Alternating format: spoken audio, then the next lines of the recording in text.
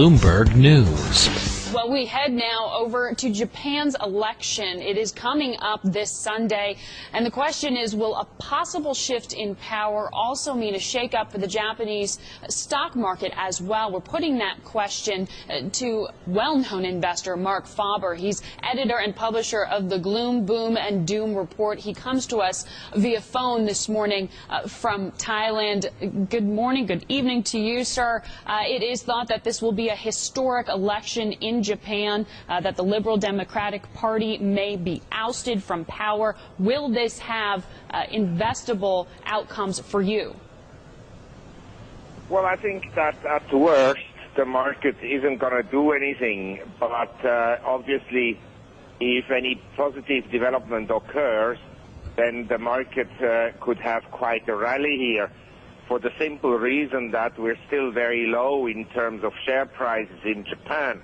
Let's say we compare the Nikkei to the S&P 500. The S&P 500 is around 1,000, and in 1990 it was at 300. So we're up more than 3 times from the 1990 level. But Japan today, after having made a low last October at less than 7,000, we're now around 10,000. And in 1989 we were at 39,000. So I can say with some conviction that in Japan we made a secular low last October, a secular low meaning that we won't make any new lows for a long time.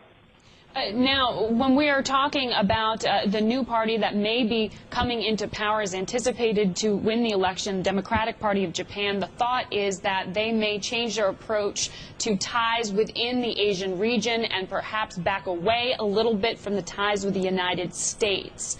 Does that worry you, or are you finding opportunities there?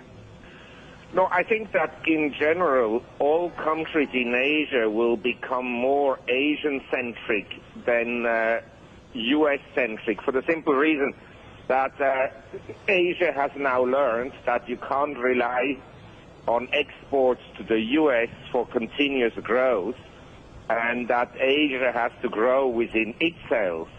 So I think that it's actually a positive that Japan, and by the way also Australia, will gradually move away from being U.S.-centric to more Asian-centric.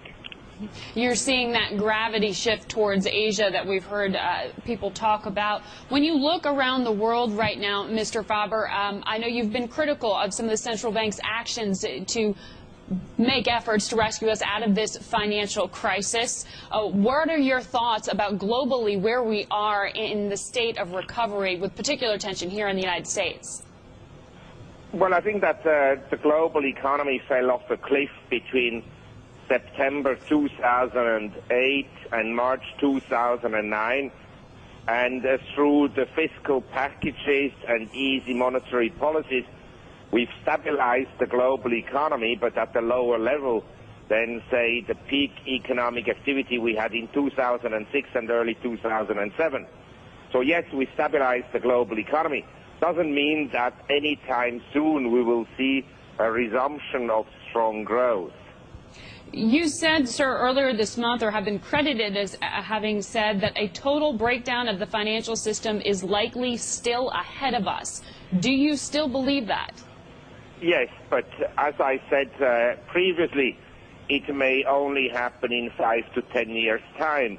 But the problem I have with all the bailout packages and easy monetary policies is that the fundamental problems of the system have not been addressed. They have been postponed. And the policies that were implemented in this crisis were very similar to the policies implemented after 2001, when the Fed slashed interest rates to 1% on the Fed fund rate. Mm-hmm. And what it did, it created another bubble in housing, and now we don't know yet for sure where the bubble will be. It could be in equities, it could be in commodities, it could be in anything. Thank you so much, Marc Faber of the Gloom, Boom, and Doom Report, live from Thailand. Hear more Bloomberg News reports on the Bloomberg Terminal at AV Go, on Bloomberg Television, and on Bloomberg Radio. Copyright Bloomberg LP 2009.